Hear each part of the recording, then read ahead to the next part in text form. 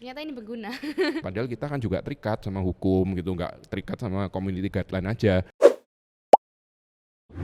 Izinan gitu, aku Mm. pasti mikirnya kayak ribet gak sih? Maksudnya kayak ribet mau izin ke Siapa misal gitu iya ya? ke siapa. Soalnya kan kalau lagu tuh biasanya iya kalau yang nyanyi dan songwriternya dan Mm-mm. arrangementnya sama ya Mm-mm. orangnya. Mm-mm. Kalau beda, biasanya kayak songwriternya beda, orang nyanyi beda, yang arrange juga beda kayak gitu. Itu izinnya berarti gimana? Nah, gini sih, kalau kita ngomongin hak ciptanya lagu ya, itu terbagi dua.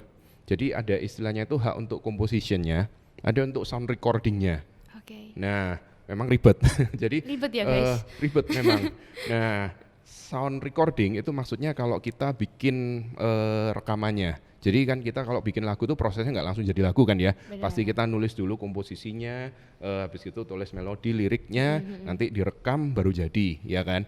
Nah, mestinya kita itu izin kalau yang paling utama itu ke yang paling ujung. Jadi komposernya itu siapa, yang nulis lagunya siapa. Biasanya itu kelihatan ditulis penciptanya siapa, itu ada siapa, koma siapa gitu. Itu yang utama. Nah, tapi kadang kita harus juga minta izin sama yang punya biasanya sih kita bilang masternya itu tadi. Nah, jadi yang masternya itu kita minta izinnya juga untuk kita pakai. Nah, tapi kita sekarang harus izin kemana kan gitu? Ya harusnya sih kita bisa sih kontak. Kebetulan kemarin kita ada kenalan yang juga pakai cara seperti itu. Jadi kita kontak ke songwriternya dan mereka justru mengapresiasi. Jadi jangan kita anggap oh kita nanti dianggap kita ini mau nyaingin atau gimana. Musisi atau artis itu kadang mereka justru merasa diapresiasi oleh pihak-pihak yang tahu bahwa mereka ini nggak melanggar haknya pencipta aslinya ini tadi. Nggak masalah, dicoba aja, dikontak, di email, biasanya bisa kok dibalesin. Apalagi kalau dari artis atau seniman yang sudah tergabung di manajemen gitu ya, bisa dicoba juga kontak ke manajemennya atau publishernya, banyak sih gitu. Tapi yang utama mungkin bisa yang utama dikontak. Ini aku langsung ngasih secara praktisnya aja ya. Jadi ke yang penciptanya itu tadi. Jadi kayak kemarin waktu aku ke Jakarta kemarin tuh sempat Hmm. ketemu sama musician dan mereka ngomong tentang hak cipta ini. Hmm. Karena mereka kebetulan YouTube-nya menurut aku udah gede. Hmm. Terus kayak sering kena copyright gara-gara nge-cover lagu Indo. Oke. Emang tahu tujuannya nggak ngekang, tapi kalau dari mereka sih ngomongnya gini. Jadi males. Tapi makanya sekarang kayak mereka ngomong makanya sekarang gue mainnya cuma kayak ke original sound doang kayak gitu. Kayak original song aku, kayak aku selalu bikin original song baru sampai orang-orang ini nunggu single aku kayak gitu. Soalnya kan lebih nggak kena copyright, apalagi mereka ngurusinnya sendiri. Kayak misal mulai dari arrange, terus kayak produce-nya mereka sendiri, kayak mereka nge-mixing sendiri, mereka mastering sendiri kayak gitu. Jadi bener sih, ada benernya kayak memotivasi untuk lebih berkreasi lebih Ya. lagi. Bahkan nanti Bener. kalau dia udah punya lagu sendiri, dia yang reportin orang nanti. Iya benar. Tapi kalau menurut aku sih nggak tahu ya, mungkin karena aku masih baru, jadi aku Ya. masih enjoy buat covering lagu orang kayak gitu. Tapi Nah, kalau misal yang izin kayak gitu itu buat yang kayak full song gitu nggak sih, kayak YouTube gitu-gitu? nah ini juga banyak yang jadi salah kaprah. Kita kalau pakai lagunya orang ya, itu nggak masalah berapa detiknya, itu kan masalah istilahnya kuantitasnya ya. Kita tapi lihat dari masalah kualitasnya. Kita belum tentu kita pakai keseluruhan lagu itu pelanggaran, bisa juga kita pakai cuma 5 detik itu jadi pelanggaran. Karena di peraturan-peraturan itu kita nggak ditulis bahwa, nah ini orang kadang kan nganggep, oh saya pakai lagunya dia cuma 10 detik buat vlog, kalau 10 detik nggak masalah gitu kan. Nah nggak masalah itu mungkin belum kedetek sama algoritmanya YouTube atau apa gitu ya. Tapi kalau secara aturan itu tetap bisa melanggar. Bahkan ada beberapa kasus-kasus hukum yang kejadian tuh kelihatannya kemiripannya dikit banget gitu, tapi udah diputus sama hakimnya bahwa itu suatu pelanggaran. Oke. Nah, jadi mungkin di sini saya pesan buat ke teman-teman content creator ya, kita jangan terlalu gampang berasumsi. Jadi jangan nganggap bahwa oh ini orang-orang nggak masalah. Nggak masalah itu bukan karena memang nggak masalah, karena seringnya dari pihaknya itu satu mungkin nggak tahu kalau dilanggar yang pemilik aslinya ya, atau memang pemilik aslinya males gitu aja, jadi nggak ngelaporin atau nggak gugat gitu ya. Ya. Itu jadi jangan terus kita asumsikan oh orang tuh nggak masalah. Nah nanti kalau kita pas yang kena masalah, nah kita nggak mau kan kalau sampai itu terjadi gitu sih.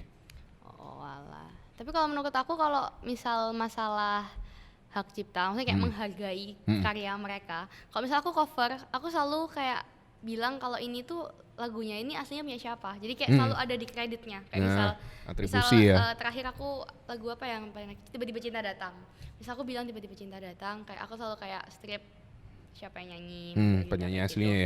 ya. Itu penting, itu karena bagian dari hak moral namanya. Nah itu kalau menurut aku kayak gitu tuh udah termasuk yang, kalau menurut aku ya, karena aku juga masih baru. Jadi kalau menurut aku kayak gitu tuh udah termasuk yang aku udah kayak ngomong kamu aslinya, kayak aku udah tagging kamu di ini kayak gitu. Iya, Nah iya. tapi ternyata emang tetap harus izin. Bener. Gitu ya. Nah, kalau masalah pencantuman kredit, ini orang sering salah kaprah juga.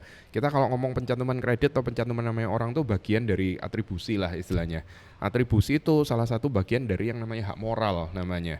Itu diatur juga di undang-undang. Jadi banyak sih kita kalau ngomong undang-undang hak cipta itu kompleks banget. Kita kalau bikin apa namanya podcast bisa jadi 1 semester. Wow. Gitu. 1 semester. Iya. Nah, kita kalau ngomong hak moral, selain kita harus atribusi, ada juga yang namanya integritas. Oke. Integritas tuh jadi gini, ini yang harus diingat teman-teman ya, apalagi di era TikTok ini banyak banget yang suka jadiin lagunya orang jadi koplo, bener nggak? Bener. Nah. Semua dijadiin koplo guys, lagu sedih jadi koplo, jadi ketawa saya. Itu dia. Makanya koplo sendiri itu kalau dari pemilik hak moralnya, pemegang hak moralnya merasa bahwa itu sudah mendegradasi ya, atau istilahnya kayak merendahkan karya dia, itu dia bisa loh melakukan keberatan gitu. Jadi harus hati-hati juga, jangan sembarangan kita pokoknya mood kita supaya koplo, mood kita supaya enak, lagu semua dijadiin koplo gitu ya. Karena itu bisa juga jadi pelanggaran hak cipta. Nah, tapi balik lagi, kita dari tadi kan ngomong, nanti aku dianggap kesannya nakut-nakutin ya. Semua jadi pelanggaran, semua harus gini, semua harus itu. Itu tergantung nggak sih? Itu kayak tergantung sama orangnya yang punya lagu Betul, lagi itu gitu juga ya. intinya, tapi kita kan harus tahu ya hak kita, kewajiban kita itu gimana, hak kita itu apa kalau kita sebagai penciptanya, supaya kita nggak dilanggar, dan nomor 2 kita nggak melanggar orang juga kan gitu ya. Intinya sih kayak gitu. Ini hujan ya by the way ya, jadi Iya, kalau ini teman-teman hujan merasa banget ya, guys. ada suara-suara ambience di sini karena memang ini lagi hujan gede banget ini. Bukan kita bikin-bikin ya, bukan Gimana suara cara ambience bikin palsu. hujan kok nggak bisa guys? Oke. Berarti kayak kalau menurut aku di luar hukum, kalau secara kehidupan dan kemanusiawian sebenarnya kredit gitu-gitu emang penghargaan sendiri sih. Maksudnya kayak dari aku pasti kayak lebih senang, lebih dihargai kayak gitu ya. Ya, kerasa Tapi ya. iyalah, tapi itu tergantung lagi. Kalau masalah dikoploin menurut aku tergantung. Kalau dikoploin tuh tergantung orangnya. Kalau orangnya seperti saya yang selalu di mana-mana saya giras gitu. Jadi kayak kalau aku sih personal aku seneng. Soalnya kayak oh kamu kreasi ulang ini karyaku kayak gitu kan. Berarti ada value added-nya gitu ya. Bener, kamu ber-effort kayak gitu untuk jadiin karyaku ini kamu variasi gini gitu. Menurut aku kalau aku pribadi sih seneng, tapi kan kalau orang lain kan aku nggak tahu ya. Iya. Jadi sebenarnya tergantung balik lagi misalkan sih, gini, gitu. misalkan saya nanya, misalkan Pelin bikin lagu rohani lah misalkan, Oke. terus dikoploin sama orang gimana? Itu rohani zaman now. Nah, Kalau aku sih nggak apa-apa sih sebenarnya. Nggak Kalau aku apa-apa. pribadi nggak apa-apa sih. Soalnya kan maksudku kayak musik itu bisa, menurut aku musik itu nggak ada limitnya. Menurut aku musik itu bisa sampai manapun kamu berkreasi itu tetap musik. iya. Apapun yang terjadi nggak ada musik jelek, menurutku nggak ada. Hmm. Itu tergantung persepsi orang dan itu kayak relatif lah gitu. Tergantung sukanya apa kayak gitu. Tergantung aku sukanya dan tertariknya di genre apa gitu.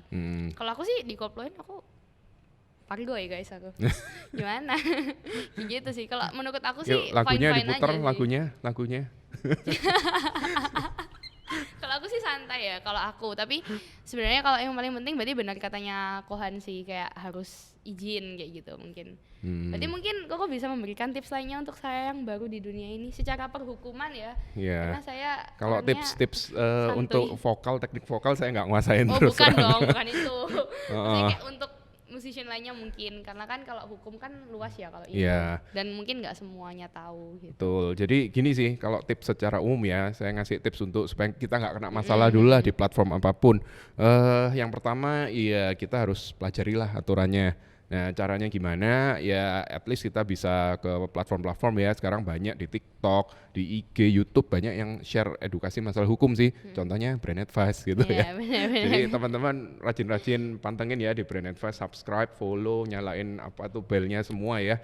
Nah, terus habis itu pelajari juga kebijakan atau guideline di platform-platformnya. Oke. Kadang tuh soalnya berbeda. Kayak tadi Nggak yang Pelin mengikuti sempat, guideline-nya ya? iya, Heeh, jadi heeh. tadi kan Pelin sempat share juga ya, kalau di TikTok sama di YouTube, Gimana kayaknya YouTube kan gimana? lebih Heeh. strict gimana? Ya memang soalnya mereka punya aturan sendiri-sendiri.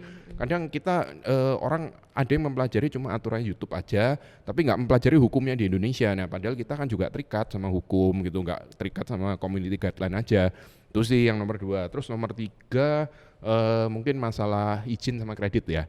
Itu kadang orang kelupaan. Kadang orang nulisnya gini, Pelin sadar nggak? Banyak orang yang nulis no copyright infringement Iya, intended iya. atau Heeh, heeh. kita tidak ada berniat untuk melanggar hak cipta. Ya walaupun nggak ada niat, tapi tetap aja itu sudah bisa jadi pelanggaran gitu. Dengan kita tidak mencantumkan kredit, dengan kita nggak minta izin. Jadi kalau bisa at least kredit gitu. Nah, kredit itu pun kita harus memberikan yang proper. Proper itu maksudnya gimana? Kadang ada orang yang minta dikredit pakai nama panggungnya. Ada orang yang minta dikredit pakai nama lengkapnya. Jadi mungkin dia punya songwriting name sama punya performing name gitu misalkan. Nah, kita harus berikan sesuai yang dia mau gimana. Nah, caranya gimana? Ya biasanya sih kita bisa dengan nanya. Tapi Izin lagi, balik lagi ke iya, izin. Iya, izin berarti paling juga benar itu. harus izin, guys. Paling benar itu memang hukumnya seperti itu. Gitu. Terus yang terakhir masalah kontrak. Nah, kontrak itu maksudnya gimana? Kadang kita misalkan ada job sama orang, mungkin Pelin kayak sebagai content creator gitu kan. Nah, terus habis itu dikasih kerjaan kamu pakai lagunya si ini, terus habis itu disuruh bikin konten tentang inilah misalkan gitu ya. Nah, itu pertanggungjawabannya sampai mana? Jadi misalkan nanti ternyata ada pelanggaran hak cipta segala macam. Nah, siapa yang tanggung jawab gitu kan? Apakah sebagai content creatornya yang cuma bikin kontennya aja atau yang nyuruh atau gimana? Nah, makanya batasan-batasan tuh semua harus dibingkai dalam kontrak yang jelas gitu sih kurang lebih tips-tipsnya. Bagus guys, ternyata brand advice ini nggak buat orang umum aja, buat semuanya. Saya juga perlu guys ternyata. Ternyata ini berguna. Perlu sih. Perlu, apalagi di bidang musik sih. Buat kalian yang masuk di bidang musik atau suka lah sekedar konten pun juga perlu tahu ini sih menurut aku. Sama kalau buat netizennya ya pokoknya kalian nggak apa-apa beropini, tapi maksudnya ada batasnya. Kalian nggak boleh sampai ngelewatin, takutnya kalian yang kena gitu.